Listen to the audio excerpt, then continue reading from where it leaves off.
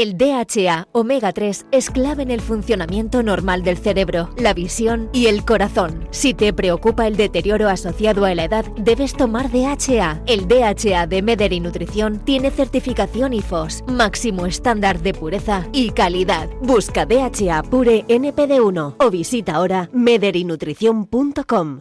Presentamos Navarretinto, probablemente la mejor explotación de cerdos ibéricos de España, situada en la dehesa extremeña. Durante la montanera, los cerdos se alimentan de bellota de encinares sostenibles. Nuestra denominación es de bellota 100% ibérico, mención exclusiva pata negra. Navarretinto tiene como norte la excelencia. Si le gustan los productos ibéricos, llámenos al 91 625 02 28, con total garantía de satisfacción. Si sufres de artrosis de manos, los guantes de Relax Quantic Nanotech, con su masaje, vibración y calor, mejorarán tu calidad de vida. Eficacia demostrada en ensayo clínico. Recuerda, si tienes artrosis de manos, guantes Quantic Nanotech. Y para las personas que lo tienen localizado en la rodilla, la rodillera de Mejorando tu Vida, que utiliza ondas de radiofrecuencia. Os cambiará la vida, al igual que el cinturón para aliviar el dolor de la zona dorsal y lumbar, gracias a una combinación de láser dual, infrarrojos, calor local y masaje por vibración. Recuerda, llámanos al 900-730-122 y si llamas ahora, solo para los oyentes de Radio Libertad, gratis un tensiómetro que habla. 900-730-122.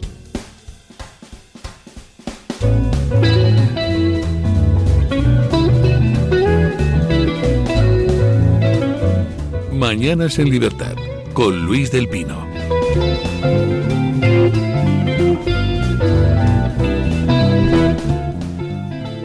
Ocho 32 minutos, 7:32 en las Islas Canarias.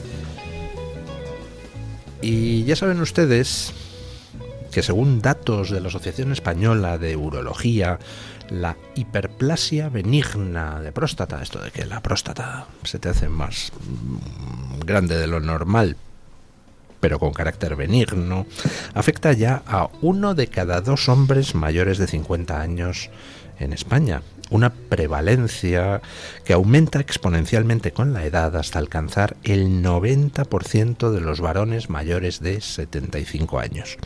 Esta realidad pues se traduce en un impacto directo sobre la calidad de vida. Aunque sea benigna esa hiperplasia, pues experimentas la necesidad de orinar varias veces por la noche. El 83% de ese segmento masculino la experimenta, lo que por supuesto causa tanto fatiga crónica como estrés. Si tienes más de 50 años, Prostameder es un innovador complemento alimenticio diseñado para apoyar la salud de la próstata. Con Epilobium parviflorum, Prostameder puede ayudarte a disminuir el riesgo y contribuir a la función prostática normal. Haz una elección prostactiva por tu salud. Visita mederinutrición.com y conoce cómo Prostameder puede ser el aliado que necesitas.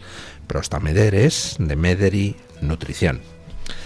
Vamos con nuestra tertulia del día. Doña Ángeles Ribes, recién llegada del frente. ¿Qué tal está usted, doña Ángeles? Pues muy bien, muy contenta de estar aquí en Madrid una vez más. Y doña María Jamardo, siempre en la trinchera judicial y de otros tipos, política en general. Todo. ¿Qué tal está usted, doña María? Don Luis, muy bien. Bueno, doña María tiene con don Alejandro en Trambasaguas un espacio semanal, ¿no? Así es. Hechos probados, donde los dos, delante de la cámara, pues comentan distintas noticias, distintos aspectos de la actualidad judicial, que por supuesto es la actualidad de la corrupción. Luego hablaremos de lo que traen ustedes hoy en el debate, porque es interesantísimo. Estamos hablando de una noticia sobre Aldama y las llamadas de Moncloa a Aldama para que no tirara de la manta. Luego lo comentamos, pero antes es inevitable ir con el asunto del barco del amor. El antivirus. Estamos asistiendo a una farsa absolutamente siniestra desde todos los puntos de vista. ¿Cómo han visto ustedes el desembarco de Normandía en Tenerife? Bueno, la verdad es que el hecho ha sido bastante una farsa, un circo mediático de mucho cuidado, una buena cortina de humo, por otra parte, y un volver a manipular al personal de una forma bastante evidente. Si quieren, yo les traigo el punto de vista desde el otro espectro mediático, que es el catalán, porque es muy divertido, porque allí todo ha sido validar las tesis del Ministerio de Sanidad y de Pedro Sánchez y de ese personaje que a mí me parece muy siniestro, que es el director de la Organización Mundial de la Salud, y sobre todo criticar a Ayuso y criticar a los canarios de una forma brutal. Y yo no hacía más que pensar, cuando lo estaba oyendo, por un momento imagínense que esto hubiera sucedido con un gobierno del Partido Popular y de Vox, por ejemplo, y que el barco hubieran pretendido llevarlo a Barcelona. O sea, si hubiera liado la mundial, tendrían ustedes las calles llenas de manifestantes al grito de España nos quiere aniquilar mediante virus. La verdad es que yo no sé ni por dónde empezar, porque entre las imágenes que han salido de los sujetos que se quitan, tal, lo de los plastiquitos de algunos de los pasajeros que no eran de origen español y que se los han llevado tranquilamente, oye, y haciéndose selfies mientras subían al avión. Los ministros, la de Sanidad, todos allí haciéndose la foto y tratando de poner una imagen de gabinete de crisis de altísima responsabilidad. Y luego la realidad de lo que es, pues... Empezamos, si quiere, por las mentiras de Mónica Gómez. Mónica Gómez, médica y madre... García. Mónica García, perdón. Médica y madre, MEMA, decía que no había ningún pasajero con síntomas en el barco, por tanto todo era seguro. Oiga, ha sido bajar del barco, subirse en los aviones para irse a sus países, y resulta que Francia inmediatamente dice que una pasajera tiene síntomas compatibles con antivirus. Y Estados Unidos inmediatamente, vamos, a las 2 horas, dice que uno de los pasajeros tiene síntomas de antivirus y que otro da positivo en PCR. Es decir, estamos hablando, por tanto, de que Mónica García afirmó que no había nadie con síntomas cuando al menos 2 personas, pues no me van a decir que es que se bajaron del barco y empezaron con los síntomas al subirse al avión. Y una de ellas, PCR positivo. Pregunto, ¿ni siquiera le hicieron una PCR a los pasajeros antes de bajarles del barco? Si es que es todo un despropósito absoluto. Es más, yo quiero aprovechar el momento para decir que es así. Lo mismo que se está haciendo aquí desde España, que es, oye, fondear el barco y trasladar a los pasajeros mediante aviones a sus distintos lugares de origen, eso se podía haber hecho en otros puertos. En Cabo Verde, por ejemplo.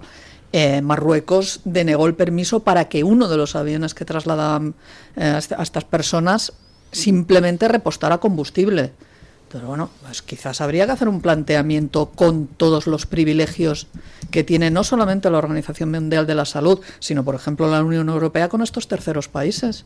Empezar a decir que si no son capaces ellos tampoco de aplicar una parte alícuota de responsabilidad en estos casos, pues a lo mejor nosotros tampoco deberíamos de ser responsables con ellos para cuando tienen un montón de problemas.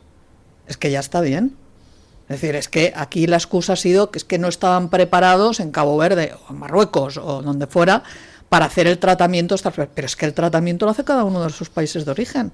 Simplemente eran traslados. ¿Por qué no se ha hecho en Cabo Verde? Es que de hecho Cabo Verde a 3 enfermos que había en el barco los desembarcó, los metió en un avión y lo envió a Holanda, que Marruecos no le permitía hacer escala en Marruecos. Exacto. Y entonces hicieron escala en Valencia sin avisar al gobierno valenciano y siguieron camino hacia Holanda. Entonces, si Cabo Verde podía desembarcar a 3 enfermos, no podía desembarcar a los sanos que había y hacer lo mismo. Entonces no tendríamos el espectáculo mediático que se ha garantizado. Luego, entonces, ¿cómo ha sido la cosa? ¿Ha sido la OMS la que le ha pedido a Pedro Sánchez, oye, que es que nadie quiere, entonces se ofrece España? ¿O ha sido Sánchez el que ha dicho a la OMS, oye, que hay una posibilidad aquí de una performance? ¿Le cabe a usted la más mínima duda de que habrá sido como esos niños del colegio que cuando el profesor todavía no ha hecho la pregunta ya está con la mano, yo me la sé? Vamos, es que a mí no me cabe la más mínima duda porque le va muy bien insisto, para tener una vez más otra cortina de humo con la cual todos los noticiarios abren con eso y se tiran prácticamente el 80% del tiempo destinado a las noticias al tema del antivirus y al circo montado, y del resto, como por ejemplo de lo que ha sacado doña María Jamardo con su compañero, en las grandes cadenas comunicativas no lo va a ver. ¿A usted qué le ha parecido, doña María, toda esta performance? A mí me ha parecido, o me ha recordado un poco al principio de la legislatura, cuando Pedro Sánchez y toda su troupe se desplazaron para recibir al barco del Open Arms, recordemos, con la crisis migratoria. En aquel momento era una crisis migratoria, no una crisis sanitaria, hacerse las fotos, recordemos, con aquellos inmigrantes que bajaban rescatados del Mediterráneo, y hacer todo tipo de declaraciones, viendo el posado que hace unas horas se producía precisamente a espaldas del barco, con 3 ministros que lamentablemente no representan lo más granado del Ejecutivo socialista. Por una parte, Ángel Víctor Torres, que ya sabemos cómo está bajo la lupa de las investigaciones judiciales por su etapa como presidente de Canarias y la gestión que hizo del material sanitario durante la pandemia. Es uno de los que está bajo sospecha. 2, la señora Mónica García, que estaba ahora recuperando. Ya recuperé el otro día un tuit en el que decía, cuando fue la crisis del ébola, que lo de la crisis del ébola era repatriar un poco menos que clasismo, ¿no? o privilegiados, pero es que resulta que el 2 de diciembre de 2014 la señora Mónica García dijo lo siguiente: basta de nombrar ministros de Sanidad como premio de consolación de los inútiles de este país. ¿De verdad que no hay nadie más en el PP? Yo ahora traslado, ¿de verdad que no hay nadie más en Sumar, Más Madrid, PSOE que la señora Mónica García? O sea, estaba haciendo un autorretrato, de ¿no? nombrar ministros de Sanidad como el premio de consolación. O sea, una señora que no se unió a los refuerzos de sus compañeros sanitarios durante el coronavirus, que estuvo de baja, que ejercía labores de sindicalista, y que por lo tanto, en lugar de arrimar el hombro y de solidarizarse y decir, oye, faltan efectivos, tenemos una crisis pandémica, en aquel momento sí, voy a reincorporarme, a ayudar, a sumarme con mis conocimientos, con mis formación profesional a mis compañeros, ella no. Ella se mantuvo al margen, es decir, permaneció de baja. Y luego el señor Fernando Grande Marlaska, que creo que no está para posar en ningún sitio. Bueno. Ni con barcos, precisamente, ni para sacar pecho de ninguna gestión, sabiendo lo que tenemos con los guardias civiles, que es, bueno, supongo que hablaremos y podemos desquitarnos, y después sabiendo que además es el ministro más reprobado del gobierno de Pedro Sánchez por los socios del gobierno de Pedro Sánchez. No por la oposición, que esto es muy relevante, porque ya ni los suyos comulgan con la gestión del señor Grande Marlaska. Entonces, a mí esa escena de los 3 puestos allí delante del barco, dando todo tipo de explicaciones, gesticulando y demás, cuando creo que se está generando efectivamente una cortina de humo de algo que no tiene ni la trascendencia original que se le está dando, ni que se haya gestionado de manera correcta como se debió haber gestionado, por razones obvias, por razones que tienen que ver con la vinculación de la señora Mónica García con la Organización Mundial de la Salud, con la proyección que quiere darse en la Organización Mundial de la Salud, y en un puesto en el que precisamente sus predecesores en el cargo no prestaron mucha atención. Es decir, lo de ir allí como consejera o miembro del Consejo de la Organización Mundial de la Salud fue algo a lo que sus predecesores, insisto, en el cargo de ministro de Sanidad o ministra de Sanidad, no prestaron ninguna atención. Les parecía algo como irrelevante, pero ella está proyectada y tratando de hacer todo tipo de méritos. A mí me parece que cuando alguien gobierna a espaldas de los intereses de la ciudadanía en general y de los de España en particular, cada vez cobra más sentido esta prioridad nacional que se defiende en un momento determinado para el asunto de la regularización masiva de inmigrantes, pero que tiene mucho sentido también si lo extrapolamos a esta gestión de la crisis del antivirus, que bien se podría haber gestionado en Canarias, donde efectivamente se produjeron desembarcos, donde precisamente hay personas británicas, se han reportado 2 casos, que descendieron durante una de las escalas del barco, más allá de los cadáveres que se descendieron. Es decir, no entiendo estos titulares necesarios, salvo el oportunismo político de un gobierno como el de Pedro Sánchez, que necesita siempre de un hecho cierto como es un barco que tiene 150 personas a bordo y que hay una infección de un virus procedente de los Andes, para que se desvíe la atención de todo lo importante y de todo lo demás, de lo que nos están robando durante el tiempo en que se dedican en televisiones como la pública española a hacer temas o monodocumentales o monoprogramas, monotemas de este antivirus durante las 24 horas del día. Recordamos además que cuando lo del tema del ébola, el tuit que puso la señora García se refería a que ya estaba bien de hacer ese ejercicio de traer a una persona con el dispendio, o sea, porque era un religioso. Si hubiera sido uno de los cooperantes, pues no sé, de las numerosas ONGs que pululan en estos sitios, que son de izquierdas, probablemente el tuit hubiera sido distinto. Pero es que además, caramba, o sea, el despliegue de ministros en un acto así, llegan el famoso crucero, cuando tienes una vez más a 2 guardias civiles fallecidos en acto de servicio y donde solamente aparece la señora Montero, no sé muy bien a qué, porque para el papelón que llevó a cabo, pues es que es todo como para echarse a temblar. Bueno, se podía haber perfectamente hecho en Cabo Verde, pero Sánchez debió de ofrecerse a la OMS para hacer la performance publicitaria en Tenerife, poniendo en riesgo las vidas de los tinerfeños, lo cual nos lleva a otra consideración. Con la DANA, Sánchez no podía intervenir en las competencias autonómicas y por eso tardó 3 días y medio en mover un dedo para ayudar a los valencianos, mientras los valencianos morían.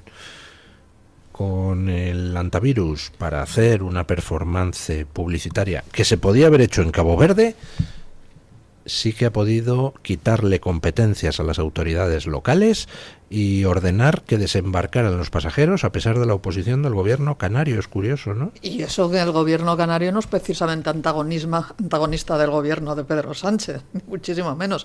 O sea, si esto se hace con los presuntos amigos, imagínese lo que hubieran hecho con otro gobierno que hubiera sido de corte completamente distinto. Ahí hubiéramos visto, vamos, hasta los tanques. O sea, es una cosa lamentable la escenificación que están haciendo y todo para que el señor Sánchez se mantenga en el poder 4 días más. O 4 años más. ¿Ustedes creen que esta escenificación realmente le aporta algo internamente o estamos ante la campaña para colocarse en algún lado, en algún puesto internacional, cuando deje la Moncloa en 2027? No son incompatibles. Es decir, ¿Pero cree usted que le aporta realmente algo? Yo creo que no le aporta nada.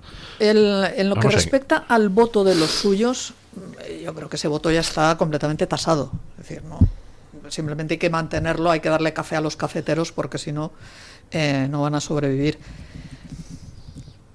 El que esté intentando postularse de una forma u otra a algún puesto internacional, creo que eso antes hubiera tenido alguna posibilidad, pero cada vez se le conoce más en el extranjero por lo que hace y sobre todo por lo que no hace. Entonces yo veo difícil que pueda encontrar un sitio más allá de lo que son los tentáculos de la Internacional Socialista, en fin, y de todos, el Grupo de Puebla y todos los suyos. Pero algún sitio medianamente serio, si es que queda alguno dentro de los ámbitos y organismos internacionales, lo dudo muchísimo. Hombre, que la señora García postula algún carguito dentro de la Organización Mundial de la Salud, que tampoco es un ejemplo, ni muchísimo menos, teniendo en cuenta lo que le puede esperar una vez salga del gobierno, que se va a incorporar a su puesto de trabajo normal, corriente y moliente. Yo tengo mis dudas porque no lo hacen nunca, con lo cual estará buscando algo bastante más goloso. El problema es que esos puestos pues tienen muchos postulantes.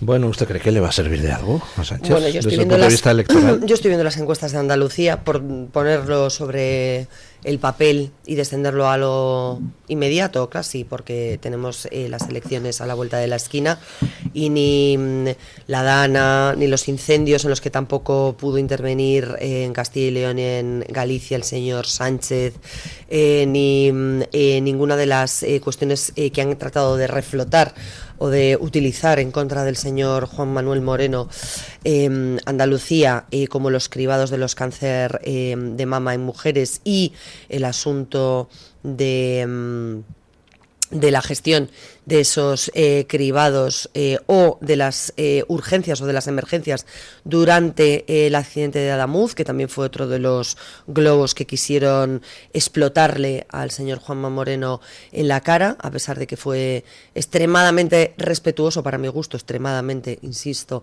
con el asunto del accidente de Adamuz en su momento, por respeto a las víctimas.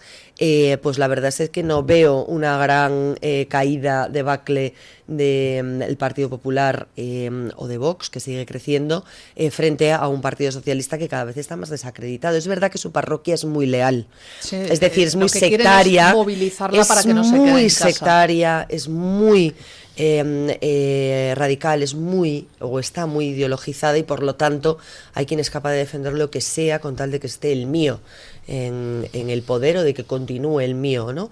Pase lo que pase y haga lo que haga. Bueno, esto es muy poco maduro desde el punto de vista de las obligaciones de la ciudadanía, pero también es muy revelador de cuál es el perfil de votante que tiene ahora mismo el Partido Socialista, que se ha cargado a todo lo que no es Partido Socialista dentro del espectro de la izquierda, ¿no? Ya sabemos que Sánchez vive ahora mismo de lo que se alimenta de sus socios, a los que va fagocitando progresivamente, así que creo que esto es una más en nuestra muesca, ¿no? En el corolario de muescas que llevamos durante la gestión de Pedro Sánchez.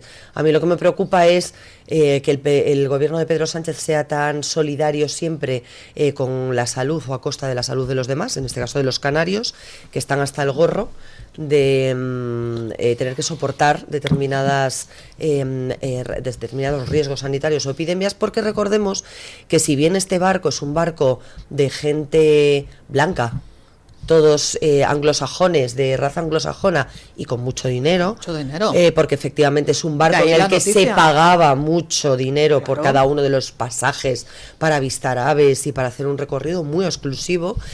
A diferencia de esto, del antivirus sí se puede hablar, pero de las miles de pateras que entran al año en Canarias, que soportan los canarios nada más llegar, que se desperdigan por Canarias sin control, con pasajeros que pueden tener todo tipo de enfermedades como dengues, fiebres amarillas, sarampiones, o sea, cuestiones que no están tratadas en sus países de origen y que pueden ser efectivamente un riesgo, pues es evidente que al final sature ¿no? a los canarios, que son el primer impacto, la primera barrera, por decirlo de alguna manera, y al resto del país. Insisto, es muy fácil ser solidario con el dinero de los demás y a costa de la salud del resto.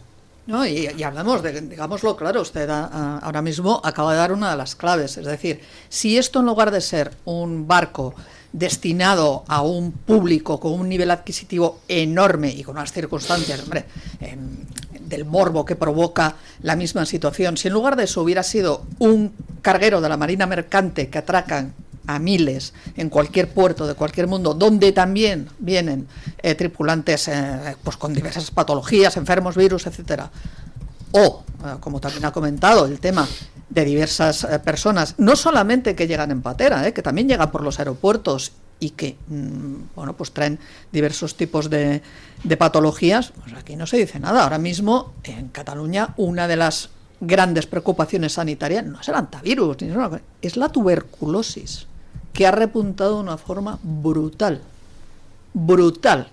¿Y por qué ha repuntado la tuberculosis? Pues por unas situaciones que son de pobreza, de hacinamiento de las personas, de malas diagnosis, de personas que no van a los servicios de salud en el momento en que tienen que ir, pero como eso es una cosa de pobres, pues el señor Sánchez, a la señora García le importan tres pepinos, y a la consejera de Sanidad del gobierno catalán ni le cuento. Pero es que yo lo que no entiendo es en qué punto España, bueno, sí lo entiendo porque tenemos a quien tenemos en el poder, y efectivamente la patología gubernamental que afecta a este Ejecutivo ya está diagnosticado desde hace tiempo, o sea, no hace falta tampoco que nos sorprendamos demasiado, ¿no? Todo lo que juega a favor de que el señor Sánchez pueda tener un sillón en algún sitio a futuro cuando deje su puesto como presidente del gobierno, y lo dejará más pronto que tarde, o más tarde que pronto, pero lo dejará, porque nadie es infalible en esta vida, y torres más altas han caído, que diría mi madre. Como dice usted, ojalá el sillón sea el del banquillo de los acusados. Sí, ojalá, pero bueno.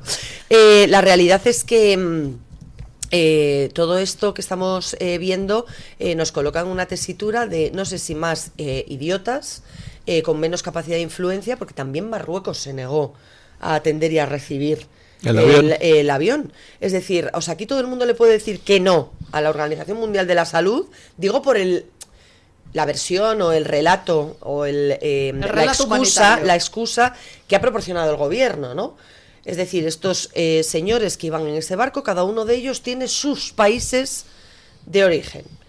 Estos señores hicieron varias escalas en puntos distintos de África. Me parece muy bien si allí no tienen los medios para tratar a los asintomáticos, porque hasta ahora lo eran todos, y resulta que nada más tocar suelo americano o suelo francés, ya tenemos 2 positivos confirmados.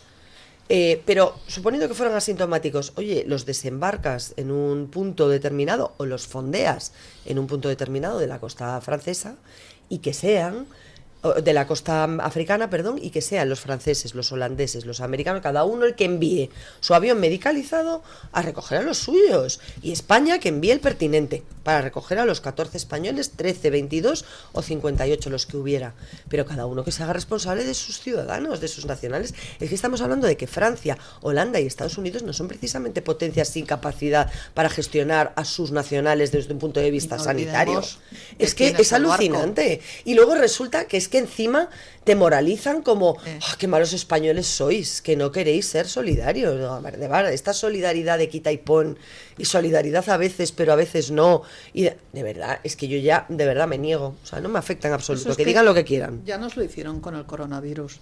Es decir, si tú cuestionabas cualquiera de las medidas que se tomaban, automáticamente pasabas a ser una de esas malas personas. Pero el coronavirus era una pandemia real, novedosa, porque es cierto que era un virus que traía o que se importaba, que hasta entonces no había tenido precedente. Efectivamente era algo, digamos, novedoso, que hasta podía tener un pase, con muchos peros, pero podía tener un pase desde el punto de vista de adoptar determinadas medidas o restricciones o decisiones. Perfecto. La tomaron todos los países y quizás quizás no, se podrían haber hecho muchas cosas mejor. Desde luego que no se enriquecieran algunos cuantos a costa del material sanitario, por ejemplo, por poner así una sobre la mesa, y luego decretar estados de alarma correctamente, no inconstitucionalmente como después declaró el Constitucional. Pero, salvando toda esa cuestión, era un virus novedoso, era un virus que efectivamente no tenía precedentes, que admitía una serie de mutaciones y demás. Pues que este hantavirus es un virus que ya existe desde hace 20 años, que está localizado en una región muy concreta del sur del continente americano, entre Chile y Argentina, que ya reportó casos previamente en humanos, que sabemos que es una cepa sin mutación, que se ha confirmado que es la de los Andes, que es la única localizada hasta el momento y que desciende de una serie de roedores muy locales y muy localizados de esa zona, que tiene una leve transmisión entre humanos, es decir, no es algo que se expanda con tanta facilidad, requiere de un contacto muy directo, no es meramente por hablar con una persona a una cierta distancia, no, estamos hablando de una convivencia en un entorno cerrado como un buque, muy estrecha, porque claro, al final no deja de ser gente que estaba metida en un espacio muy cerrado, y ese espacio, como esos autobuses de la UME, tan cerrado. Claro. Sí, pero que se bajaban psicólogos, ¿no? cierta persona ha salido en las imágenes. Se ha bajado sin el traje de protección. Bueno, pues oye. Pero qué traje, además. Con todas las. Vamos a ver. Tú tienes un tipo de traje que son los Tyvek, que son los que ve todo el mundo, esos trajes blancos tan bonitos, que eso, bueno, pues es una protección, sí, pero no es una protección como puede ser un traje NBQ, ni muchísimo menos. Eso también hay que tenerlo en cuenta. Y en el caso de este señor es que no llevaba ni eso. Llevaba la típica batita de plástico, el impermeabilito, y la mascarilla, que por cierto, las mascarillas, que es que parece que no hemos aprendido nada, las mascarillas que están, o por lo menos que he visto yo en todas las imágenes, son de estas mascarillas que son así como tipo trapezoidal, con una pincita arriba, que eso no evita ni que salga ni que entre aire. Que eso que lo sepa todo el mundo, no son mascarillas que sellen completamente, esas son de otro tipo. Entonces, que probablemente tampoco fueran necesarias, y yo no digo que no, pero montar el circo con ese ejemplo que estamos dando a toda la humanidad, for all mankind, acerca del tratamiento de una crisis sanitaria grave, pues hombre, a mí me parece bastante ridículo, la verdad. Bueno, hacemos una pausa publicitaria y nos vamos a hablar de esa noticia que trae hoy el debate. 15 llamadas entre el entorno de Moncloa y el portavoz de Aldama para convencerle de que no tirara de la manta. Pausa y a ello. Tu voz, tu libertad, tu radio. Radio Libertad. Un propósito es algo que nos mueve a superarnos. Hace más de 120 años empezamos el nuestro, impulsar la investigación para cuidar la salud de las personas. Pero hay retos que nos exigen una nueva forma de investigar. Nace el Centro de Investigación, donde la inmunología da forma al futuro. Caixa Research Institute, Fundación La Caixa, creer para transformar. ¿Tu piel ha perdido firmeza? ¿Tus articulaciones están más rígidas? La fórmula de Aminopac contiene aminoácidos precursores del colágeno y vitamina C necesarios para la salud de tu piel, huesos y articulaciones. Dale a tu cuerpo lo que necesita para producir colágeno con Aminopac. Pídelo en tu herbolario o farmacia o visita ahora mederinutrición.com. Encuéntranos en iVoox, Spotify, Amazon Music y Apple Podcasts. Radio Libertad, a un clic de distancia. ¿Sabes todo lo que el magnesio puede hacer por ti? Es vital para tu energía, tus músculos y tu bienestar. Con solo 2 litros de agua mineral Sierra Cazorla obtienes hasta el 30% del magnesio que necesitas cada día. Y además es muy baja en sodio, perfecta para cuidar tu salud. Agua mineral Sierra Cazorla. Rica en magnesio, baja en sodio, rica en vida. La doctora Iradier, especialista del Instituto de Microcirugía Ocular, IMO, Grupo Miranza, realiza en Madrid cirugía premium de presbicia y catarata. Si desea eliminar sus gafas de vista cansada o nota que con la edad pierde visión, la doctora Iradier le realizará el tratamiento para recuperar la agudeza visual y nitidez de la juventud, con la mejor lente intraocular y la técnica más segura y eficaz. Doctora Iradier en IMO, Grupo Miranza. Teléfono 910-783-783. Calle Valle de Pinares Llanos 3, Mirasierra, Madrid.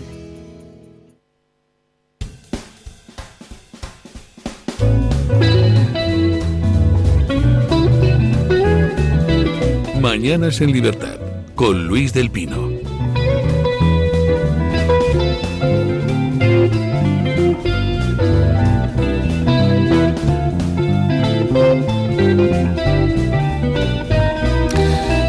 Bueno, ya saben ustedes que El Quijote no es solo un libro, sino todo un torbellino de locura, de humor, de aventuras, que no pasa nunca de moda. En Locos por el Quijote, esa serie de conferencias que estamos dando aquí en el Club de Amigos del Toro TV, estamos leyendo y comentando los pasajes más apasionantes de la obra de Cervantes, descubriendo pues el humor, la ironía, la sorprendente mezcla de ficción y de realidad que sigue revolucionando todavía hoy la literatura moderna. Todos los miércoles hasta el 20 de mayo, o sea, queda este miércoles y el siguiente. A las 7:30 de la tarde pueden ustedes asistir de forma presencial u online. Los que se hayan perdido las charlas anteriores, pues las tienen disponibles al suscribirse pues a través de las redes, que hoy en día los podcasts ya valen para todo, para los programas, para charlas. Bueno, inscríbase llamando al 916162464, 916162464, o escribiendo a clubdeamigos@clubdeamigos.org, o entren en nuestra página web, a la página del Club de Amigos. Atrévase a cabalgar con nosotros hacia la primera novela moderna. Bueno, son las 9:04, 8:04 en las Islas Canarias, momento ideal, bueno, todos los momentos del año lo son, para hablar de la corrupción del PSOE, permítanme ustedes la redundancia.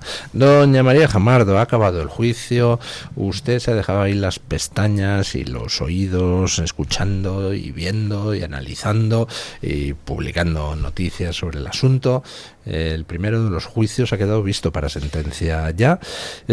¿Podría usted hacernos una evaluación? Y segundo, esta noticia que trae hoy Alejandro Entrambas-Aguas en el debate: 15 llamadas del entorno de Moncloa al representante de Aldama para tratar de que no tirara de la manta. Pues empezando por el último de los temas, es cierto que es una exclusiva que llevamos hoy en el debate, en la que se acredita que entre el 25 y el 27 de junio de 2024, es decir, después de que se produjera la operación del Orme, que recordemos que es esa operación policial de entrada y registro en despachos, oficinas y viviendas de los principales imputados en la trama del caso Mascarillas, que después acabó siendo el caso PSOE y que ha acabado siendo una macrocausa con muchas derivadas, se produjeron desde una línea adscrita a Presidencia del Gobierno.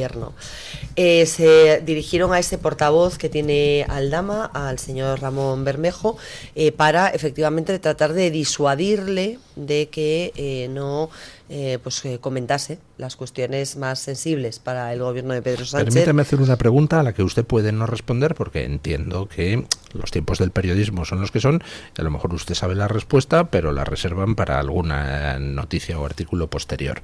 ¿Esas llamadas a don Ramón, el representante de Aldama, eran para ofrecer algo, para amenazar con algo, para ambas cosas? Bueno, yo creo que el titular que podemos dar por el momento era para tratar de silenciar inicialmente, para tratar de persuadir a Víctor de Aldama de que no ofreciese toda aquella información sensible que ya en su día dijo que tenía contra el presidente del gobierno y su entorno.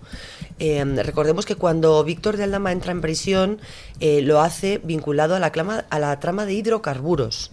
Víctor de Aldama nunca ha entrado en prisión provisional por ninguna causa distinta de la trama de hidrocarburos. Y como resultado de aquella entrada en prisión provisional, él ofrece colaboración a la justicia para esclarecer los hechos vinculados a esa trama y a otras muchas derivadas que había en torno a un germen que tiene su origen en el Ministerio de Transportes, pero que se expande a otros muchos ministerios y otras muchas personalidades y altos cargos de la política española en activo en aquel momento. Quien decide la excarcelación con el informe positivo y favorable de la Fiscalía Anticorrupción, pero en este caso de la Audiencia Nacional, es el juez Santiago Pedraz, es decir, que está desvinculado de la imagen que se ha intentado dar el otro día, y con esto hilo con el juicio, al término de la vista o de las sesiones de la vista del caso Mascarillas, de esta primera derivada en el Supremo sobre el fiscal Alejandro Luzón, al que ya se ha puesto en el disparadero. Aquí todo el que no comulgue, participe y ayude o reme a favor de obra del Ejecutivo Socialista de Pedro Sánchez ya está cuestionado mediática y políticamente por la izquierda de este país. Entonces, Víctor de Aldama recibe a través de ese portavoz esa serie de llamadas que, insisto, lo relevante de esto es que tienen una vinculación directa con la Moncloa, porque es una línea adscrita a Presidencia del Gobierno, en la que en aquel año estaban vinculados o relacionados tanto Óscar López, el que hoy es ministro, pero en aquel momento estaba en el gabinete de Presidencia, y Félix Bolaños, ministro de Justicia, que también estaba en el gabinete de Presidencia en aquel momento. ¿Y por qué cobra relevancia especial esta noticia? Más allá de las 15 llamadas y de la negativa que esto supone o de la contraprueba que esto supone al relato oficial que ha mantenido el gobierno desde el minuto uno, en que nadie conocía a Aldama, nadie sabía nada de él, nadie se había visto nunca, nadie le había escrito ningún mensaje, y todas estas cuestiones que hemos oído durante meses. Es evidente que sí sabían quién era Aldama y con quién contactar para evitar ciertos resultados o consecuencias de su detención y de su implicación en las causas que están judicializadas. Adicionalmente, esto significa o cobra valor, porque Félix Bolaños, recordemos que la semana pasada era el primero de todos aquellos que anunció acciones legales contra Víctor de Aldama por hacer una serie de afirmaciones vinculadas, insisto, al entorno político de Pedro Sánchez. Félix Bolaños anunciaba que se iba a querellar contra el señor Víctor de Aldama por hacer una serie de afirmaciones sobre su persona que ahora quedan bastante en cuarentena, o que podrían llegar a desvirtuar esas acciones si el día de mañana Víctor de Aldama aporta pruebas adicionales sobre esas llamadas que se produjeron en cuanto al intento, efectivamente, de silenciarle, que es lo que ha afirmado, y que Félix Bolaños niega con rotundidad, y anunciando, insisto, acciones, ¿no? ¿Pero anunciar acciones o ha emprendido acciones? No. Sí, o sea, hubo un anuncio genérico, si recordamos, una especie de conciliación, de acto de conciliación en el que iban 8 o 9 personas del gobierno actual, entre ellas Félix Bolaños, que anunciaron que iban efectivamente a plantear una conciliación previa, ¿no?, con Aldama y con su entorno, para que por favor dejasen de hacer afirmaciones que según ellos eran falsas. Pero no se materializó nunca y eso prescribió. Ahora parece que Félix Bolaños sí plantea ya la acción como tal, ya sin conciliación previa, sino directamente presentando el escrito correspondiente ante la justicia para defender su honor y su palabra frente a las afirmaciones ¿Su qué? De Aldama. Pues así está hoy como estamos las cosas. Simplemente añadir que estas llamadas, algunas de ellas tienen una duración muy relevante, entre los 9 y los 15 minutos, es decir, que no son... Mucho tiempo para estar Claro, hablando bien, ¿eh? Quiero decir que no son llamadas breves de llamo, descuelgo el teléfono, oye, no sé... Oye, no me fastidies. Eso, o sea, que quiero decir que hubo probablemente una conversación o un intento, pues, de llegar a consensos o a posiciones un poco más amplias, ¿no? Ya me deja usted con la duda. ¿Ya han llegado a algún consenso? Creo que no, porque a la vista está que Víctor de Aldama no ha dejado de tirar de la manta desde ese año 2024, ¿no? ¿Cómo ha visto usted el juicio, doña Ángeles? Voy a hacer una apropiación indebida de una frase buenísima que soltó una colaboradora de este programa, Lucía Echevarría, creo que fue ayer, la de "salta la sorpresa en las saunas". Me parece un hallazgo brutal. Pues hombre,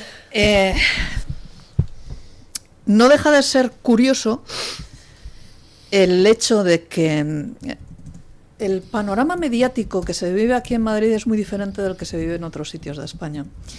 En Cataluña, el juicio de Aldama, el juicio, los diversos juicios que están saliendo, pues tiene su trascendencia.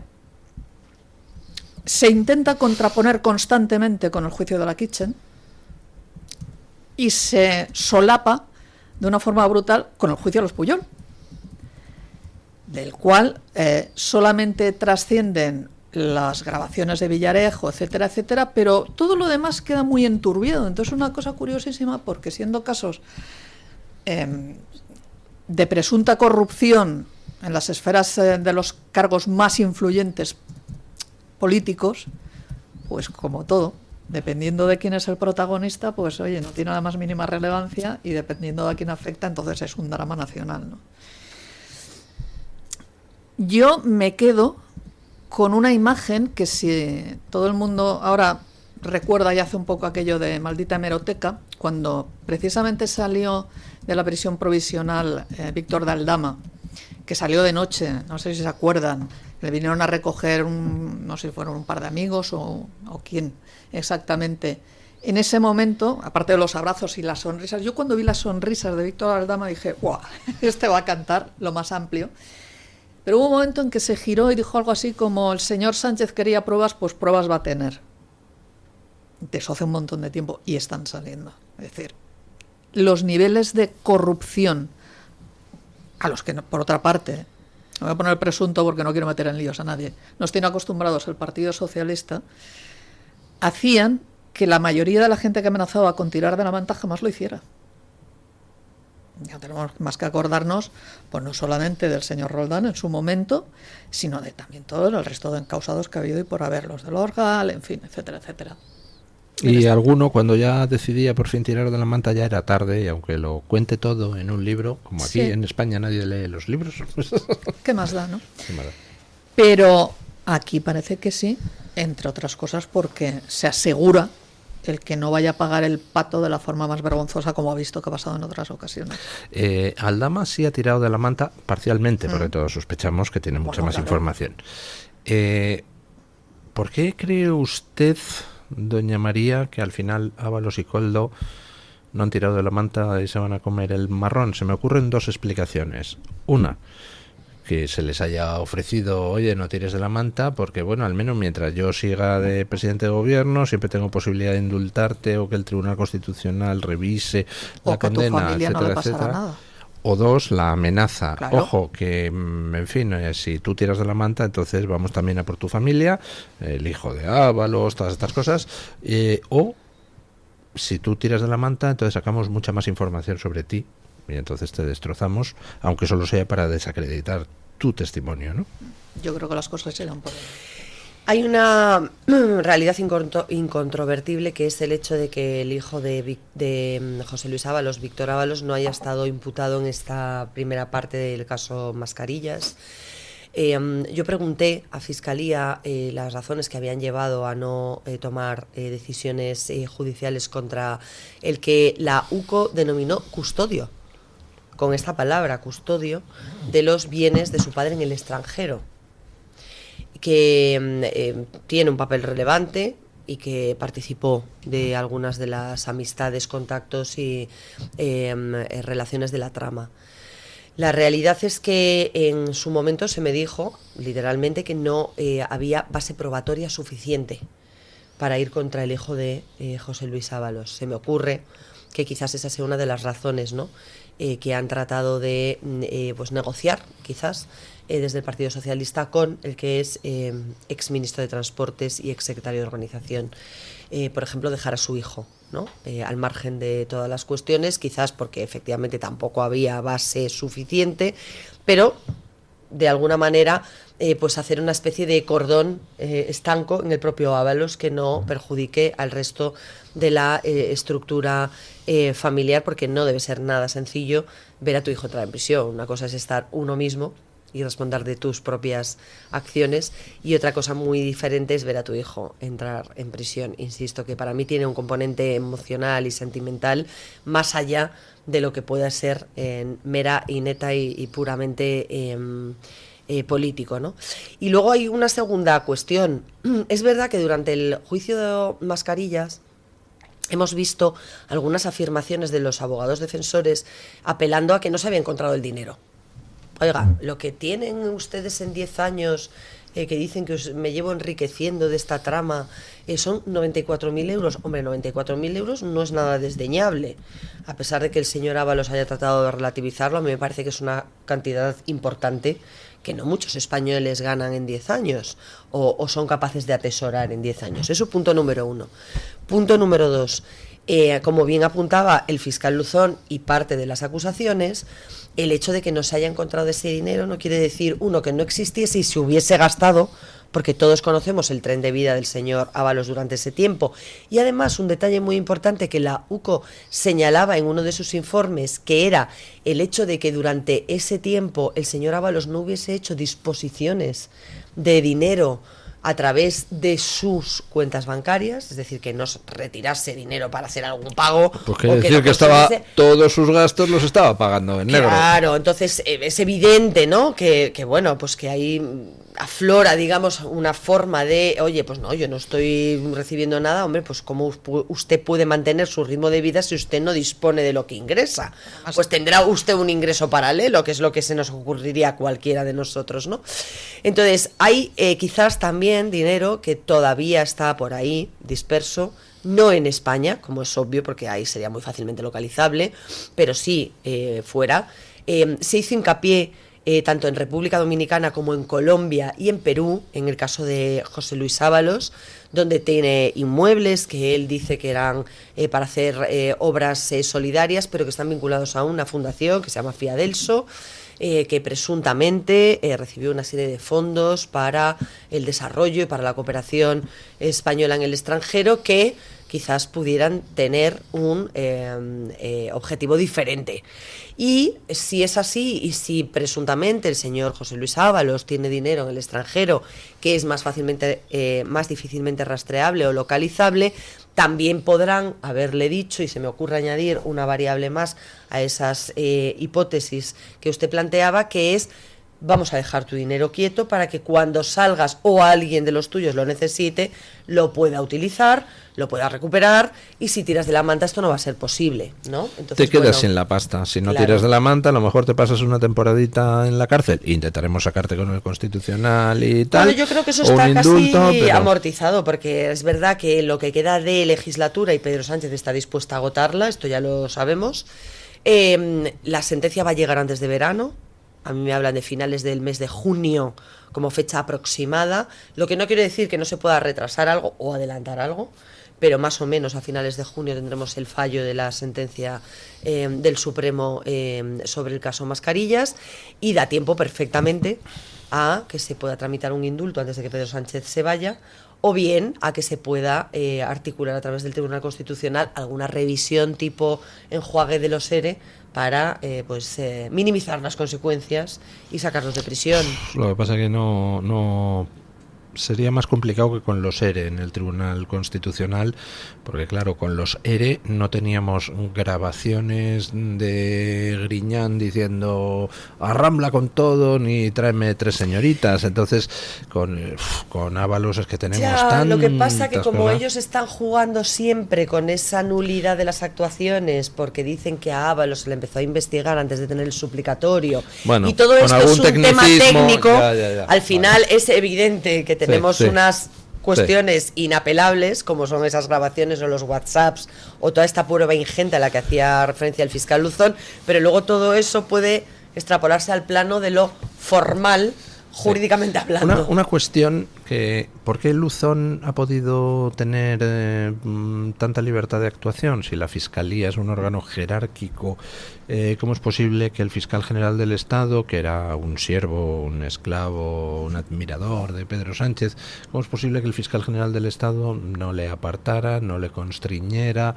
¿A qué se debe eso? Porque resulta un tanto llamativo, ¿no? Sí, bueno, ya hemos visto que ahora sí han entrado, cuando se trataba de rebajar la pena al Damas, sí ha habido indicaciones de la nueva fiscal general, de la señora Pera Mato, para evitar que se produjese formalmente por parte del fiscal Luzón la admisión de esa atenuante muy cualificada que estaba persiguiendo la defensa del señor Aldama, para evitar que entre en prisión en esta primera causa, y que frente a esos 7 años que se piden de prisión, de cárcel, para el comisionista de esta organización criminal, para el supuesto comisionista de esta organización criminal, pues se quedase efectivamente en esa petición sin una rebaja adicional al final del juicio, que era algo que dejaba abierto, o una puerta que dejaba abierta el señor Luzón al principio de la causa, ¿no?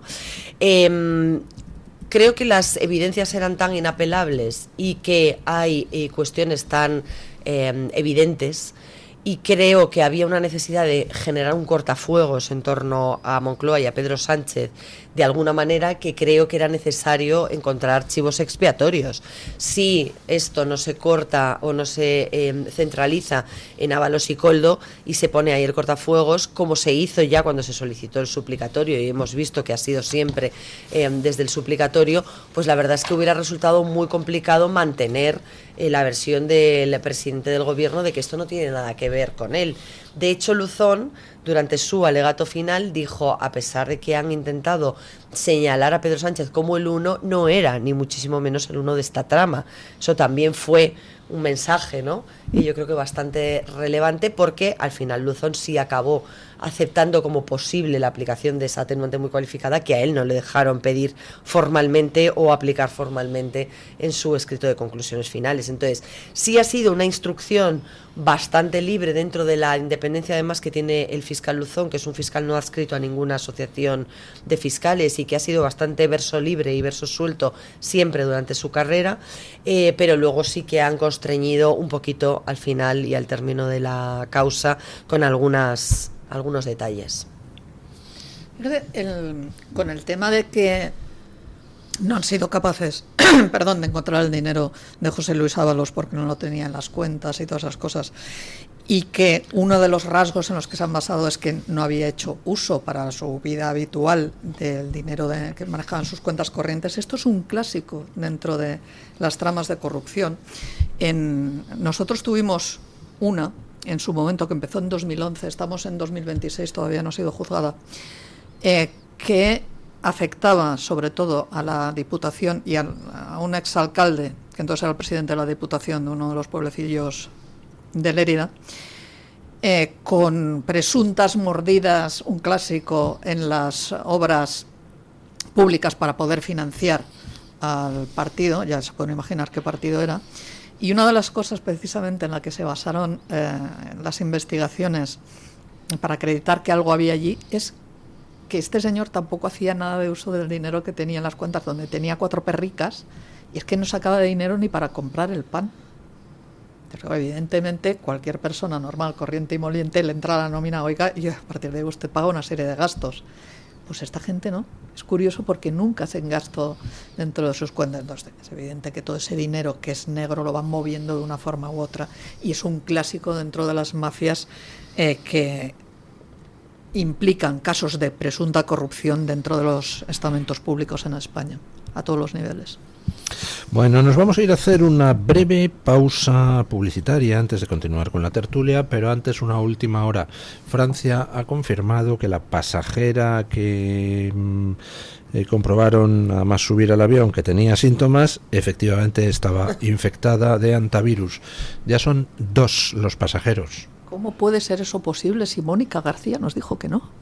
Pues ya son 2 los pasajeros que se ha confirmado que estaban infectados, que han desembarcado, vamos, que Mónica García y Pedro Sánchez han desembarcado en Canarias, pudiéndolo haber hecho en Cabo Verde o pudiéndolo haber hecho en Holanda, donde está siguiendo el buque su trayecto, o pudiendo haber hecho una cuarentena en el propio barco. Claro. 42 a 45 días de cuarentena sin desembarcar nadie, y una vez que ya no ha salido ningún otro caso, desembarcas a la gente. ¿Cuál es el problema del virus este? Pues que el virus este tiene un tiempo de incubación hasta que empiezan los síntomas de aproximadamente 18, 22 días. Ese es el tiempo medio. Puede tardar más tiempo, hasta 7 semanas. Pero el caso es que si tomamos el tiempo medio y analizamos cuándo se han ido infectando en el buque la gente, antes he retuiteado un análisis de un médico, quiere decir que el 19 de mayo, por término medio, empezarán a salir los infectados que se han infectado con los últimos enfermos constatados del buque.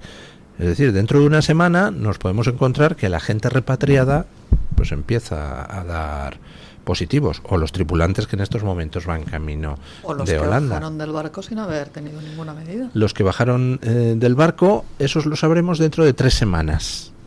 Si alguno se ha infectado en el operativo, hasta dentro de, por término medio, 3 semanas, no lo vamos a saber.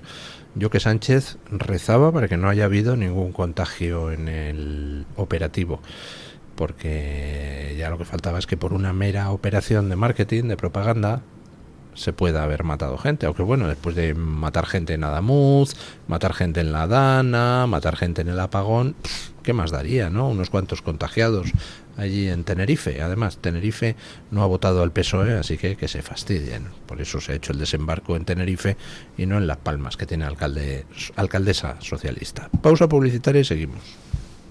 Tu voz, tu libertad, tu radio. Radio Libertad. ¿Quién no ha oído hablar de Don Quijote? El caballero que confundía molinos con gigantes, pero que también nos dejó frases eternas como: la libertad, Sancho, es uno de los más preciosos dones que a los hombres dieron los cielos. Ahora tienes la oportunidad de descubrir el Quijote de una forma clara, cercana y divertida. Un ciclo para entender la obra de Miguel de Cervantes sin complicaciones, disfrutando de sus historias, su humor y su sabiduría. Más información e inscripciones en el 91 616 24 64 o enviando un correo a clubdeamigos@clubdeamigos.org. Controlar los niveles de azúcar en sangre es fundamental para disfrutar de una buena salud.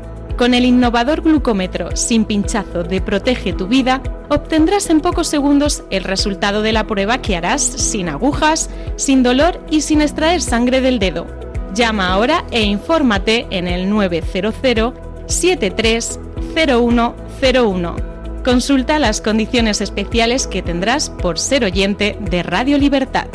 900 73 0101. Luis del Pino, Alba Vila, Javier Horcajo y José Javier Esparza son Radio Libertad.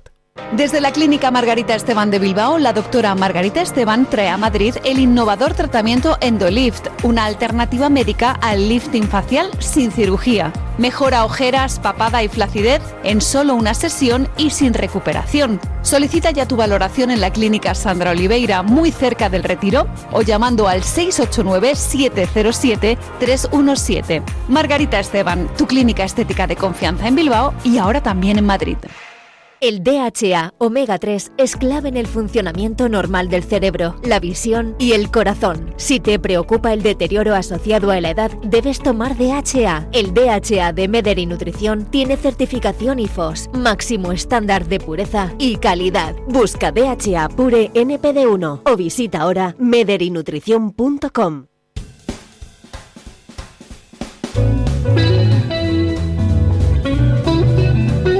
Mañanas en Libertad, con Luis del Pino.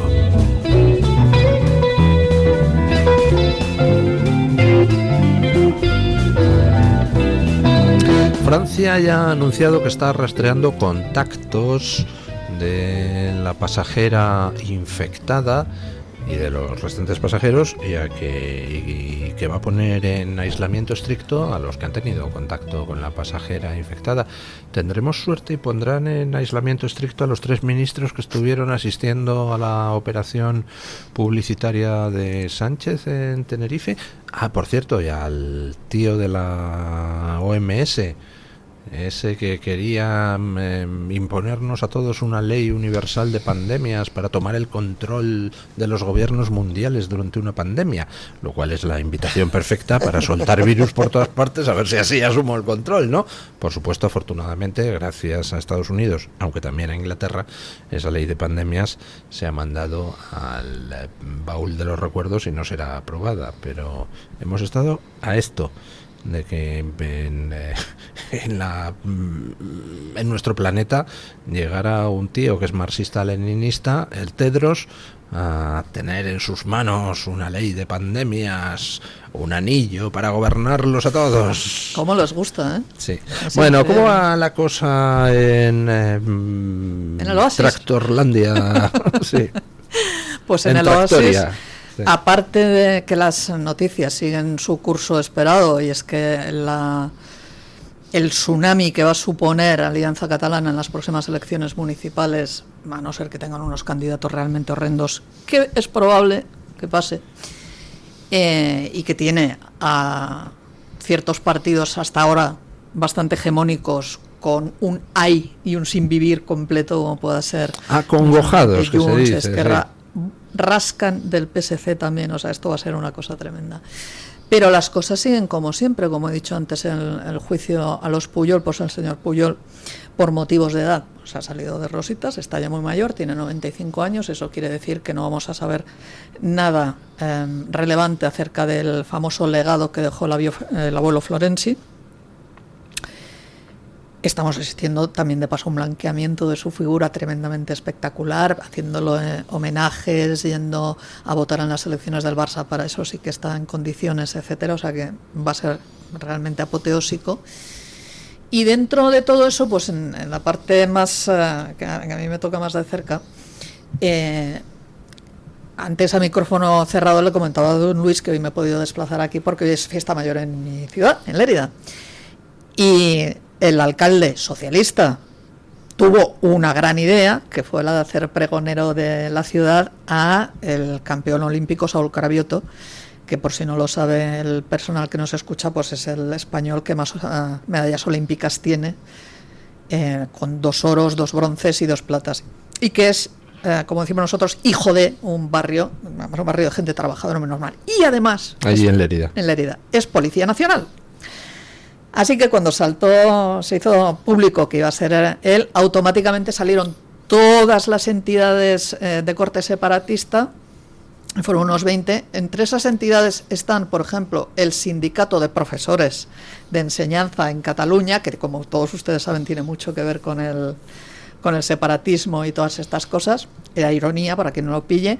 La plataforma de afectados por la hipoteca, que también es completamente apolítica, ya se ve y tal, y entonces llamaron al boicot porque no solamente es un catalán que se siente orgullosísimo de ser español y de representar a España, su país, no solamente es un policía nacional, sino que además puso mensajes en las redes sociales de apoyo a sus compañeros durante los hechos del 1 de octubre en nuestra ciudad. Entonces dijeron que eso no podía representar de ninguna manera a la sociedad de Lérida y que llamaban al boicot.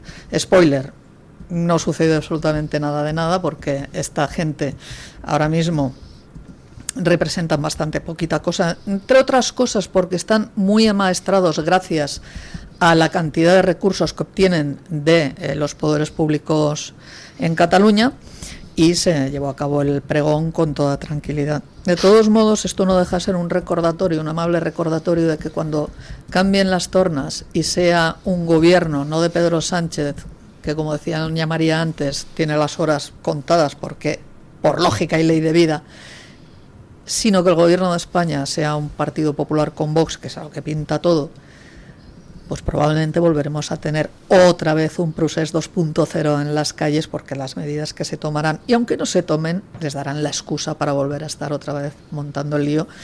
Y aunque solamente sea, aquí llamando la recomendación a esos partidos, les van a llamar de todo exactamente igual, les van a llamar fachas, les van a llamar ultras, les van a llamar genocidas de lo catalán. Dejen de soltar dinero al separatismo catalán. Dejen de dar privilegios al separatismo catalán, por favor. Es lo único que les pido, señores del Partido Popular y señores de Vox, cuando lleguen al gobierno. Bueno, por lo demás, parece que Puigdemont hubiera desaparecido, ¿no? Bueno, es que Puigdemont está en horas contadas, sobre todo por el tema de la aparición de Silvio Orriols. Silvio Orriols ha conseguido una cosa, y es satisfacer las pulsiones y las necesidades de aquellos separatistas que se sintieron completamente traicionados cuando vieron que no solamente no se llevaba a cabo la declaración unilateral de independencia, sino que además quedó demostrado que muchos de los que eran llamativos líderes durante los años del Procés, en realidad lo que estaban era al turrón y no a la separación. Entonces, como viven muy bien estando en las administraciones públicas, manejando los recursos, los fondos económicos y colocando al personal, porque yo aquí quiero recordar que del gobierno de Pere Aragonés, de todos los de Esquerra que tenían allí, cuando ha cambiado el gobierno al Partido Socialista Catalán, todos esos personajes de Esquerra han sido rápidamente recolocados y ni uno solo de ellos está en la miseria, que lo sepa todo el mundo. No sé por qué no me sorprende. ¿Verdad? Pero la realidad es que hay mucho separatista que se sintió completamente traicionado y que le dio la espalda a no solamente a los de Puigdemont, Junts, etcétera, sino también a Esquerra Republicana de Cataluña. Y entonces ha llegado ahora esta señora Silvia Orriols, que no se corta ni con un cristal a la hora de hablar, que tiene un mensaje muy claro y muy directo y que está prometiendo y afirmando que va a cumplir precisamente con esos afanes separatistas. Con lo cual, la situación, tal y como si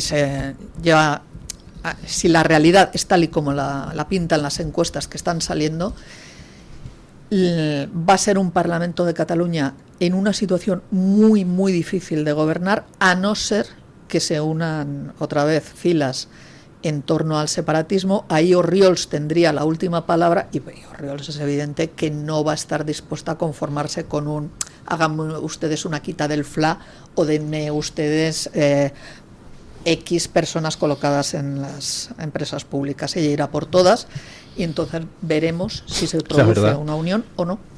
Es que estamos en una situación ¿Saben ustedes lo que es el test de Nolan, ¿no? Esa especie de prueba que se usa en muchos sitios del mundo de ¿cuál es tu opinión política? Responde a estas preguntas y entonces te ponemos el puntito donde correspondes según dos ejes: izquierda, derecha, estatismo, liberalismo.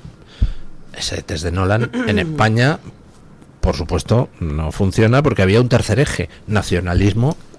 No nacionalismo, unitarismo, ¿no? Pero además, bueno, ha quedado obsoleto el test de Nolan porque, claro, ahora hay una serie de preguntas ¿dónde pones a la gente? Por ejemplo, tienes a los partidos disque liberales en Europa defendiendo que el Estado, en nombre del planeta, te puede poner cada vez más restricciones. ¿Eso es liberal o es antiliberal, no? Eso ya en el test de Nolan encaja mal. Pero bueno, el caso es que teníamos 3 ejes en España: izquierda, derecha, nacionalismo, separatismo, unitarismo y además liberalismo, estatismo. Y ahora se introduce un cuarto eje en Cataluña con Alianza Catalana, que es el eje islamismo-antiislamismo. Con lo cual ya con 4 ejes haces el test de Nolan y te vuelves loco, porque para empezar son 4 dimensiones y no hay cómo representarlo. Sí, no solamente en el Parlamento, los ayuntamientos van a vivir unas realidades realmente curiosas. Y hombre, para el que es aficionado a la política, sí, en general va a ser muy divertido ver cómo pasa, pero la realidad es que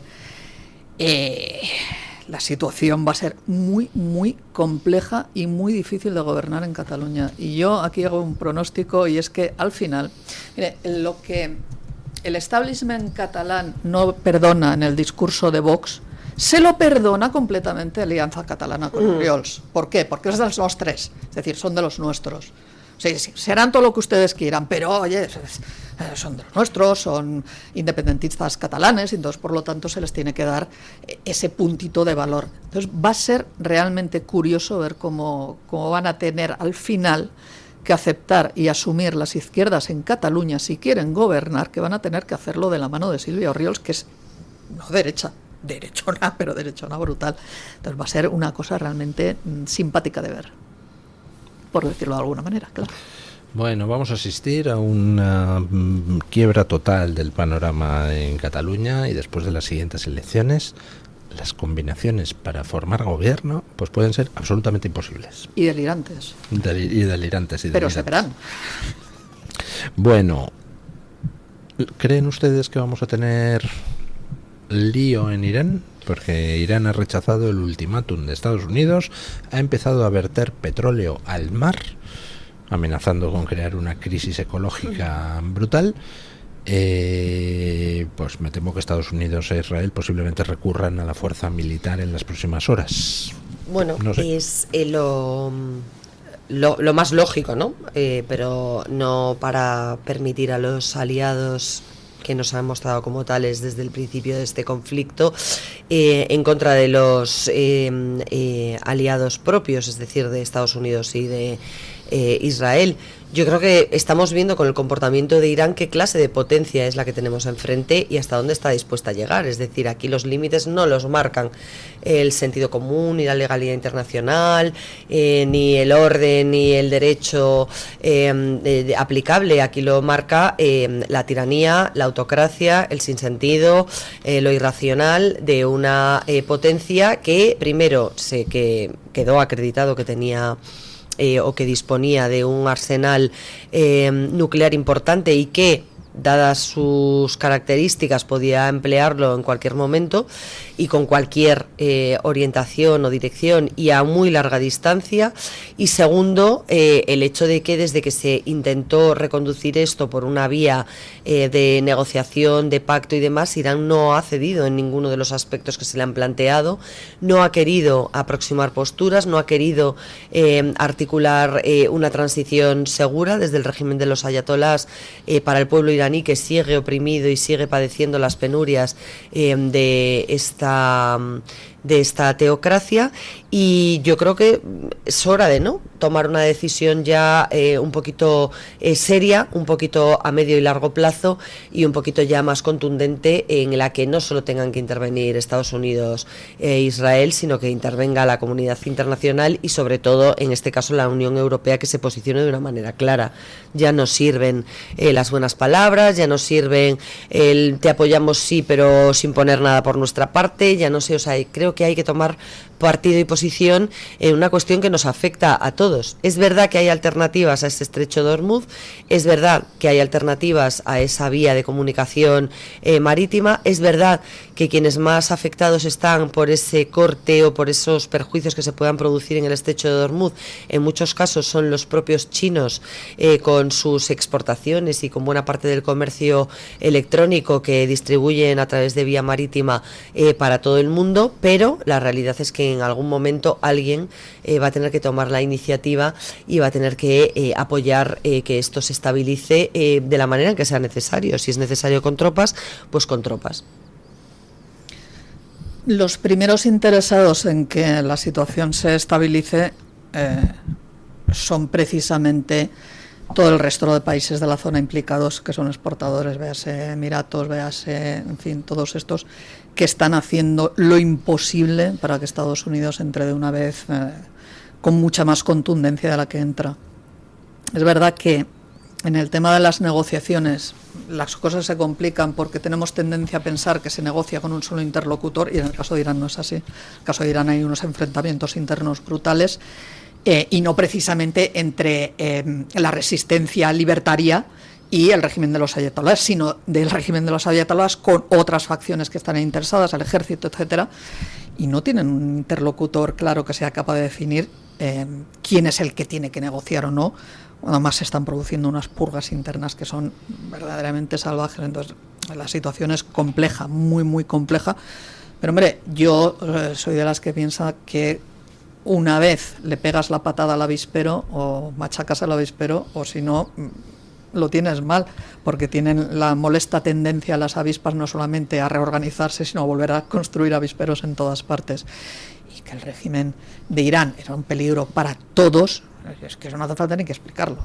Para empezar, para los suyos propios, sobre todo para las mujeres, estos que se les dan tanto de feministas y de progresistas. Entonces, yo creo que al final creo que Israel tiene las cosas bastante más claras de las que las pueda tener Estados Unidos en este sentido, y que probablemente la intervención, que ya debía de estar más o menos, ese escenario ya debía de estar más o menos planificado, se precipitó porque Israel tuvo la oportunidad, vio que era capaz de aniquilar a una buena parte de la cúpula del régimen, como ya ha hecho en otras ocasiones, y que eso probablemente fue el pistoletazo de salida que no quería haber hecho Donald Trump en ese momento, sino probablemente más adelante, pero ahora la situación es la que es, y no creo que que se pueda apaciguar si no hay mayores muestras de contundencia de las que ya hay, que no son pocas, las cosas como son, que no son pocas, porque tenemos tendencia a pensar que es que aquello está cerrado a cal y canto, pero dos barcos norteamericanos de la Fuerza Naval norteamericana estuvieron paseándose por ahí el otro día. Y ahora me temo que van a empezar a pasar muchos más, porque claro, la respuesta de Irán rechazando el ultimátum, pues pone la pelota en el tejado de Estados Unidos. Estados Unidos puede decidir, pues a machacar, pero eso sería abrir Estados Unidos las hostilidades, lo cual pues le pondría a Trump en la tesitura de que otra vez empiece a correr el reloj por haber iniciado una acción bélica sin permiso del Congreso, y eso le daría solo 60 días. Tiene otra opción mucho más fácil, que es decir, se acabó, Estrecho de Hormuz abierto, ahora vamos a empezar a escoltar muchos más buques a través del Estrecho de Hormuz, y en el momento en que se produzca un solo ataque de Irán a un buque de Estados Unidos, entonces ya es una agresión, y por tanto ya no necesita permiso del Congreso para machacar a Irán lo que le plazca. Así que posiblemente asistamos a eso. Ahora Estados Unidos empezará a forzar el paso de una manera absolutamente descarada, forzando a Irán a que decida: o dejas pasar a la gente, en cuyo caso ya Hormuz está abierto, o te arriesgas a iniciar una guerra. Bueno. Y todo esto en una situación en la cual Donald Trump tiene al Partido Demócrata completamente desarbolado, porque no tiene ninguna figura capaz de confrontar ni de ofrecer un discurso alternativo, con lo cual, pues bueno, la situación es la que es. Es verdad que siempre tendrán a las élites intelectuales wokeers estadounidenses dispuestas a decir que esto es el mal absoluto y la brutalidad, sí. Pero lo que pasa es que las élites intelectuales woke en Estados Unidos andan de capa caída desde que el Tribunal Supremo tiró abajo la modificación de distritos por motivos raciales. Qué bonito ha sido eso. ¿Verdad? Encantador. Los demócratas se dedicaban en distintos estados a exigir que hubiera distritos solo para negros. O sea, es más racista imposible, ¿verdad? Bueno, pues decían, no, vamos a hacer aquí un distrito de forma extrañísima para que los negros sean mayoría y así nos aseguramos ese escaño. Y ha llegado el Tribunal Supremo y ha dicho que no, que pueden hacer con los distritos lo que les plazca, los pueden poner, de forma un poquito compacta, no pueden hacer distritos como han llegado a hacer los demócratas en algún estado, que desde una ciudad irradian 3 distritos así a lo largo de cientos de kilómetros para tratar así de ajustar mayorías y quedarse con eso. Bueno, el caso, ha llegado el Tribunal Supremo y ha dicho, no, pueden ustedes hacer distritos, un poco razonables de forma, pero por como quieran. ¿Quieren ustedes con criterios partidistas? De acuerdo. Razonables de forma, con criterios partidistas, porque a ustedes les gusta intentar sacar mayorías, pero no usando criterios de raza. Un distrito para negros en la monda. Porque además todos sabemos cuál hubiera sido el paso siguiente, ¿eh? O sea, ahora tenemos el distrito por raza, negritud o lo que usted quiera, después sería por motivos religiosos, después sería... distrito para islámicos, distrito para somalíes en Minnesota. Y tal. Bueno. Algún día habrá que hablar también de la invasión somalí, sobre todo los servicios sociales en ciertos estados de Norteamérica y las consecuencias.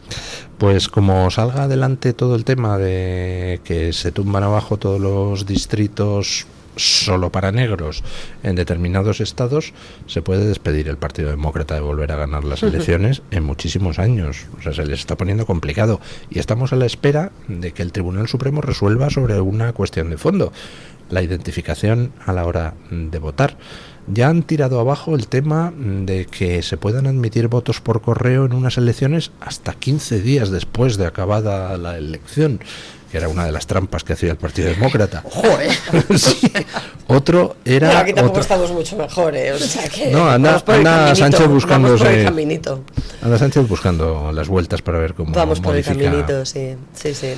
Bueno, por cierto, ¿a usted le da miedo lo de la modificación del censo con ley de nietos? Sí.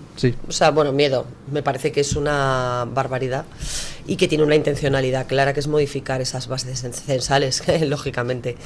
Entre otras cuestiones, porque ya lo hemos hablado aquí, se trata de buscar una excusa que sea objetivamente más admisible que la regularización masiva sin papeles de gente que no tiene nada que ver con nuestro país, ni por ancestros, ni por descendientes, ni por vínculos culturales, ni idiomáticos, ni de ninguna clase. Y aquí se da una variable, digamos, emocional o sentimentalmente más admisible, entre comillas, con todas las salvedades, que es que son descendientes de españoles. Entonces esto como que le da un empaque distinto, ¿no? Pero no deja de ser la misma jugarreta, deja de ser el hecho de que adquieran carta, en este caso de naturaleza con nacionalidad y por lo tanto con derecho de pleno ejercicio de sus del sufragio en nuestro país, aquellos descendientes de españoles que no habiendo pisado España, que no teniendo ningún vínculo con ella, que no habiéndola visitado en ningún momento, que habiendo nacido en otros países y habiéndose desarrollado varias generaciones en esos países, ahora adquieran esa condición por un interés, insisto, de cálculo electoralista. Hay unas 700.000 personas aproximadamente que votaron a Pedro Sánchez en 2023, en las últimas elecciones que se hicieron en julio, que no votarían a Sánchez ahora, de acuerdo con las encuestas y con los datos de los sondeos que vamos conociendo poco a poco en simulación de generales o de comicios generales. Ese es el voto que está intentando recuperar Sánchez de cualquier manera. Y de cualquier manera implica nacionalizaciones express de nietos, bisnietos y descendientes de españoles dispersos por el mundo. Y también algo que apuntaba antes Ángeles y que creo que tiene mucho que ver con la campaña que se va a empezar a orquestar a partir de ahora, que se le está intentando dar una pátina, digamos, de novedad o de blanqueamiento al señor Sánchez y a su entorno, a través de una serie de entrevistas que estoy segura que en los próximos días se van a producir por parte de Pedro Sánchez en medios afines y que pasan por la consulta plebiscitaria y por el carácter plurinacional de nuestro país. Esto es una evidencia que se va a poner en marcha antes del de la próxima cita electoral central, lo tengo clarísimo. Entonces, esos 700.000 votos que Pedro Sánchez perdió y que no ha recuperado, ni siquiera fagocitando a aquellos que estaban a su extrema izquierda, que es algo que ha conseguido hacer y que ha neutralizado poco a poco, precisamente porque la izquierda se ha dado cuenta de que cuantas más siglas tengan, menos capaces son de agrupar determinados votos. Pedro Sánchez está tratando de pescar en el caladero de los emigrantes, que era lo que le quedaba, porque no tenía mucha más opción, y en segundo término de esa contentar al separatismo catalán y toda esa amalgama de siglas que ahora mismo están peleadas entre sí, que también tienen una pugna interna importante dentro de las propias formaciones y del liderazgo y el debate del liderazgo, pero también entre ellas, porque al final esa unión, esa pinza inamovible Esquerra-Junts hace tiempo que se rompió. Efectivamente, Esquerra tiene poder dentro de las instituciones y tiene cargos y por lo tanto tiene subvenciones y tiene dinero, mientras que Junts está en el municipalismo, que cada vez está más dominado por Alianza Catalana, como bien antes hablaba Ángeles. Entonces yo creo que esta campaña que hoy inicia el gran gurú de Moncloa, Iván Redondo, en una radio española, es el punto de partida o el pistoletazo de salida para que Sánchez pueda hacer o abrirse un poquito en los próximos las próximas semanas, para ir planteando esta cuestión del carácter plurinacional en nuestro caso.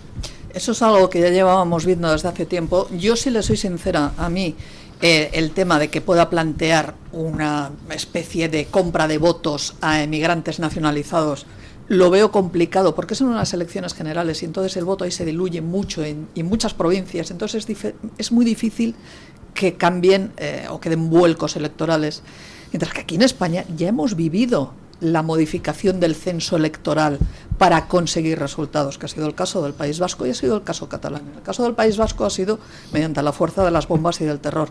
En el caso de Cataluña ha sido mediante la ingeniería social y sobre todo mediante la presión social para que no votaras lo que no. Y eso donde influye claramente es en las elecciones locales, en las elecciones municipales, donde muy pocos votos sí que te dan concejales o alcaldías.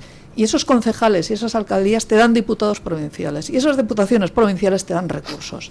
Entonces, a mí me preocupa bastante más eso, y me preocupa bastante más además el que haya ya una parte de partidos, de movilizaciones para crear agrupaciones locales de corte, con todos los derechos de voto del mundo, de corte claramente islamista y financiadas por Marruecos, y creo que eso sí que lo vamos a ver en las próximas elecciones municipales, y ahí sí que pueden cambiar cosas.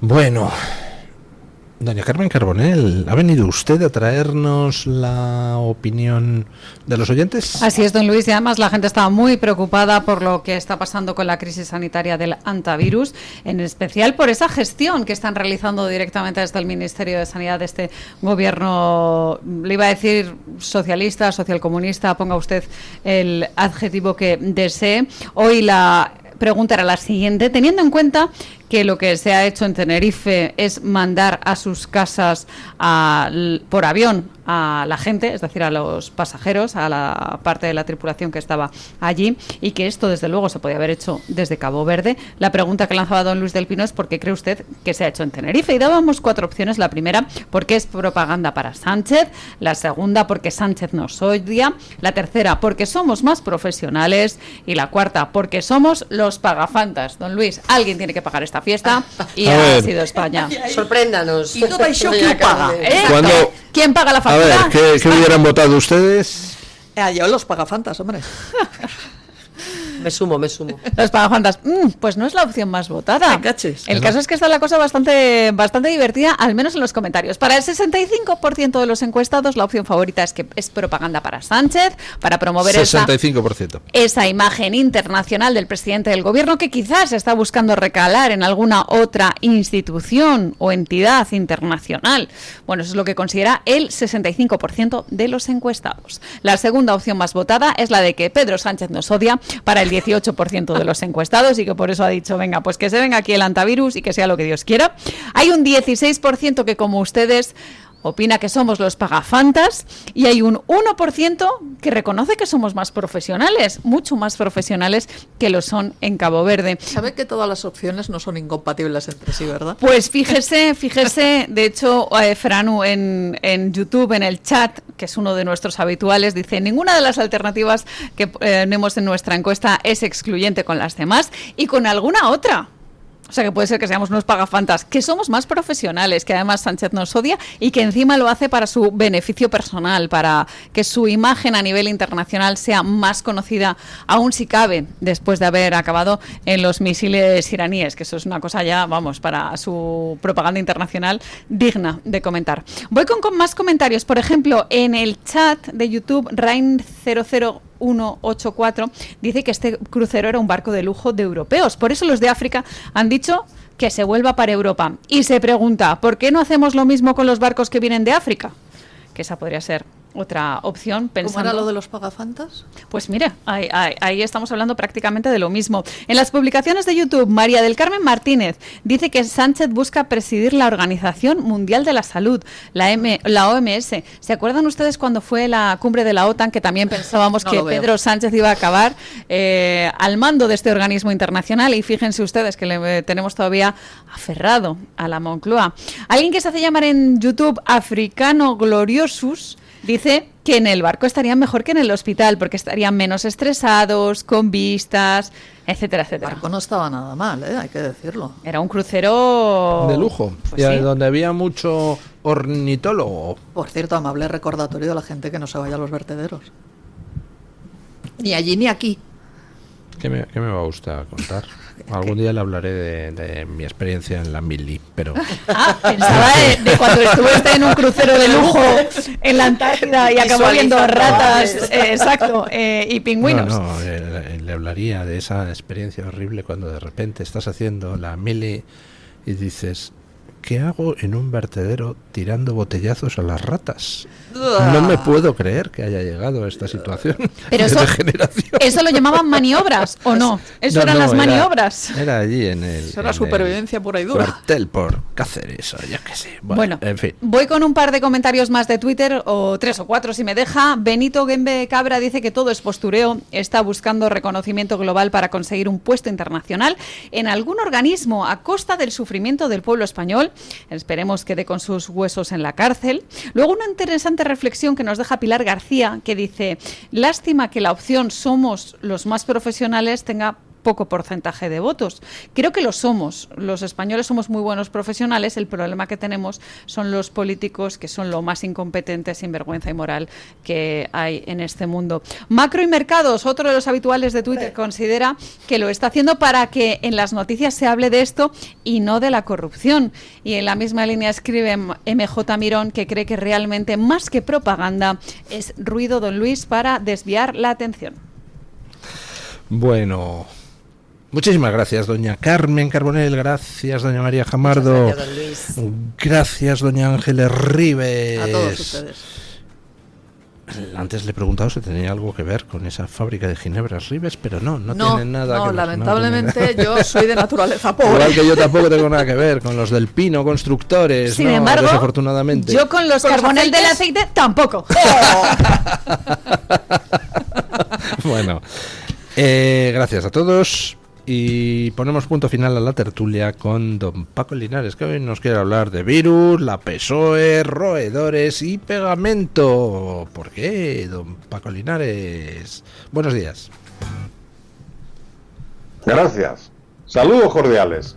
A estas alturas de la película ya se habrán enterado que el barco holandés MV Onbus está en Tenerife. El presidente regional Fernando Clavijo se había opuesto a que el barco anclado en Cabo Verde llegara a las Canarias, a Tenerife, con 146 personas. De Cabo Verde a Tenerife hay una distancia de 1.600 kilómetros. Sintetizando, más o menos la cosa sería así. ¿Aló, doña Mónica García? Sí, soy yo. ¿Qué pasa? Soy de la OMS. Pues que hay un barco en Cabo Verde con antivirus y llevan 3 muertos. ¿Lo podemos llevar a Canarias? Doña Mónica le contesta, ¿Cabo Verdes o Marruecos no están más cerquita? ¿Por qué no lo llevan allí? Los dos países son de la OMS. Doña Mónica, no quieren, así que si le parece lo llevamos a España. Doña Mónica responde, espere que llamo al amo Pedro. Y llama a Sánchez y se lo cuenta. Pedro salta como un resorte. Pues claro, nos viene de perilla. Tú saldrás en todos los medios de comunicación y hasta el Papa que viene en junio nos dice ya que somos unos santos. Mire por dónde no se va a hablar de la corrupción de Ábalos, ni de Begoña, ni de mi familia, ni de las travesuras y los atracos que le hacemos a los españoles, ni de los bus de la Chiqui Montero en Andalucía, ni de los impuestos, ni de los trenes, y más cosillas que tú y yo sabemos. Venga, Mónica, dile a la OMS que pa'lante, y ya está. Y así lo ha hecho. Así lo ha hecho porque la OMS igual ya le da un puestecito a doña Mónica cuando no se administra.